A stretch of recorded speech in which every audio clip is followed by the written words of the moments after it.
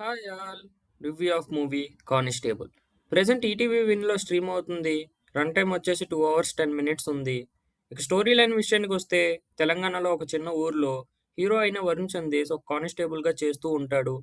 ఒకరోజు తన అక్క కూతురైన తన మేనకోడల్ని ఎవరో చంపేస్తారు. ఇదే కాకుండా ఇంకా వేరే మర్డర్స్ కూడా జరుగుతూ ఉంటాయి. ఈ మర్డర్స్ ఎవరు చేస్తున్నారు, దేనికోసం చేస్తున్నారు, ఫైనల్గా కానిస్టేబుల్ అయిన వరుణ్ సందేశ్ ఎలా కనిపెట్టాడనేదే మిగతా స్టోరీ. మూవీ నాకైతే పర్లేదు, యావరేజ్ అనిపించింది. మరి అంత వరస్ట్ మూవీ అయితే కాదు. అలా అని హిట్ కూడా అని చెప్పలేం. ఒక డీసెంట్ మూవీ అని అయితే చెప్పొచ్చు. వరుణ్ సందేశ్ చాలా రోజుల తర్వాత ఒక డీసెంట్ మూవీ చేశాడనిపించింది. ఇలాంటి థ్రిల్లర్ ఇన్వెస్టిగేషన్ మూవీస్కి మెయిన్గా మర్డర్ చేస్తున్న వాళ్ళ మోటివ్ ఏంటి, ఆ స్టోరీ ఎంత బాగా చెప్పాం, ఇన్వెస్టిగేషన్ చేసే విధానం బాగుండాలి. ఈ మూవీలో ఇన్వెస్టిగేషన్ ప్రాసెస్ ఏమంతా ఎంగేజింగ్ అండ్ ఇంట్రెస్టింగ్ అనిపించలేదు. అక్కడక్కడ ల్యాగ్ అనిపించింది. మర్డర్స్ ఎందుకు చేస్తున్నారు, దాని బ్యాక్ స్టోరీకి అయితే 100% కనెక్ట్ అవుతాం. ఎమోషనల్గా కూడా బాగా వర్కౌట్ అయింది. ట్విస్ట్ కూడా బాగుంది.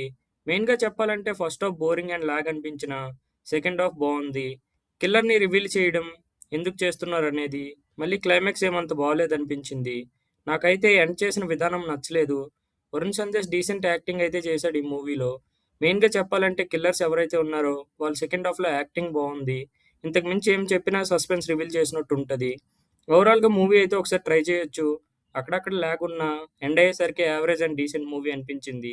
ఫ్యామిలీతో కలిసి చూడొచ్చు. ఇలాంటి మరిన్ని మూవీ రివ్యూస్ కోసం ఛానల్ సబ్స్క్రైబ్ చేసుకోండి. Thanks for watching. జై హింద్.